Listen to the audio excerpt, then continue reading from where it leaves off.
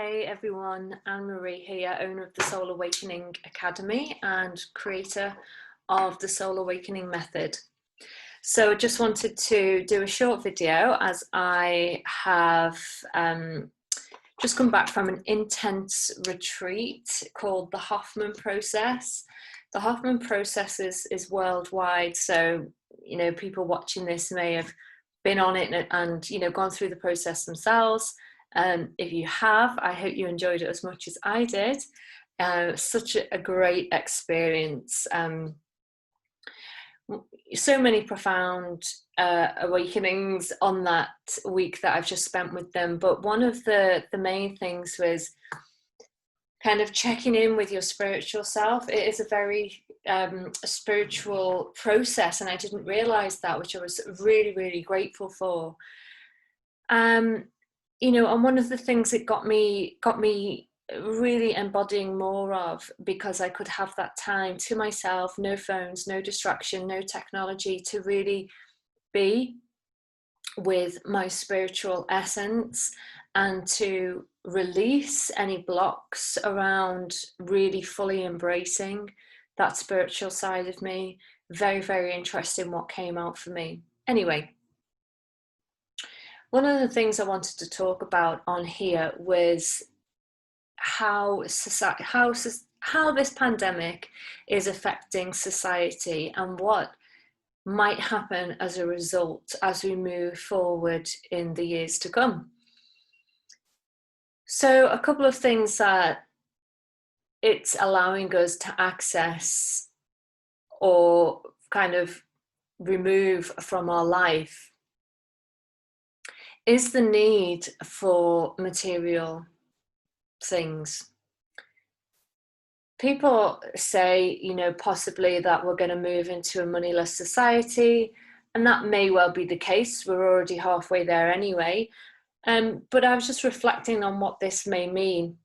And I feel, and this might just be obviously from my own perspective, that money won't mean what it used to mean to us in so many ways, but more so in the way of the value it holds in our life. Because let's face it, it doesn't matter how much money you have right now, if you don't have anything to spend it on, then it's absolutely of no value and no gain whatsoever. People are losing their jobs, people are going to be out of work, mortgage prices may well increase, rents might increase, and things will get tougher. But at the top of the food chain, those that have great wealth may not find that their wealth fulfills them in a way that it has before, because our value system will change along with the currency system. So what we value may not be based on our material possessions. If we have all the money in the world, yet we're terminally ill, or our child or our loved one is terminally ill and we can't buy our way out of that, or we are really, really wealthy, but we don't have anyone to share it with, then money does not matter. What matters is what is inside you and the place that you call home and your spiritual essence and who you have around you to share a loving connection with. So money may well change as we move through the years to come and society changes. And what we value, we will place on our connections with people, our love. And that makes me think about the shift that people talk about moving from, say, 3D, some people say 5D. But when I think about that in terms of chakras, and chakras is something I heavily focus on in the Soul Awakening Academy, and the Soul Awakening Method is all about rewriting the story that's hidden in your chakras based on your experiences and negative patterns of behavior. When I think about the shift that we could be making consciously, then it makes me think that we're moving from the solar plexus chakra into the heart chakra. And why do I think that? Because the solar plexus chakra is where we attach and project ourselves to the outside world for our sense of identity and success and how we are perceived by others in the world. So this is, you know, of the age where the solar plexus chakra kind of develops at the age where we're over puberty, we're hitting our late teens, and we're coming into adulthood, and it's where we've gone through university and people have been drumming in our ear, what are you going to be, you know, you need to get this type of job to earn money, and that heavily influences us between the ages of 14 and 21 about who are you going to be, because who you're going to be determines your quality of life and your level of happiness. So for me, what this is doing, and this may well equate to the value system that we move into, which is money less but could be more valuable, if that makes sense, is moving from the 3D, solar plexus, third chakra, into the heart chakra, which is the fourth chakra, 4D.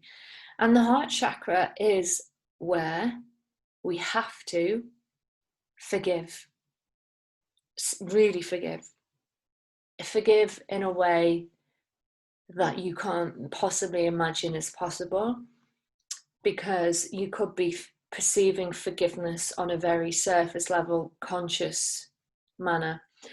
I mean, forgive at a cellular level. And that, you know, is something I've realized through doing the Hoffman process, is such a deep process, and it's also multifaceted. It's not just about forgiving those who may have done you wrong or, you know, compromised you in any way. It's deep, complete forgiveness of your being at a core level. It's forgiveness of yourself. It's forgiveness of you being here. Some of you, if like me, had a sense of not belonging, shouldn't have been born, don't deserve to be here, don't deserve any right to live, that kind of thing. So it's forgiveness of the self on so many different levels. So I believe that we are moving into the heart chakra, a 4D version of reality. And the process that we have to go through to get there is complete and utter breakdown to break through. So, you know, as we're seeing now, everything is breaking down. But after a breakdown, there's always a breakthrough. So whatever you feel this is transforming in your life, then this is where your major breakthroughs will occur for you. So maybe I'll talk more about the heart chakra in different videos and help you with techniques to forgive. Don't get me wrong, I'm not talking from some kind of saintly position that I put myself in here now. That's not at all where I'm coming from. I constantly have to check in with myself. Where am I holding on to grudges? Where am I being vindictive? Where is my thinking going down Hoffman process called the left road and not the right road? You know, it's a constant tune in and check in, but that's life. You know, that is the life that we live in. We run off from our emotions, but through life, if you've had a traumatic or painful childhood or just experiences, they shape you, they shape the way that you think. And even though you might think you've had an amazing childhood, even that has shaped the way that you think and see society through the belief systems of the parents and caregivers that have brought you up and influenced your life. And that might be quite limited. So we'll talk more about it in videos. So if you want, please subscribe. Check out my website, soulawakeningacademy.co.uk, and the courses I offer there, and some big news coming about the Soul Awakening Method, 7 Steps to Spiritual Alchemy program, which is launching soon. Take care for now.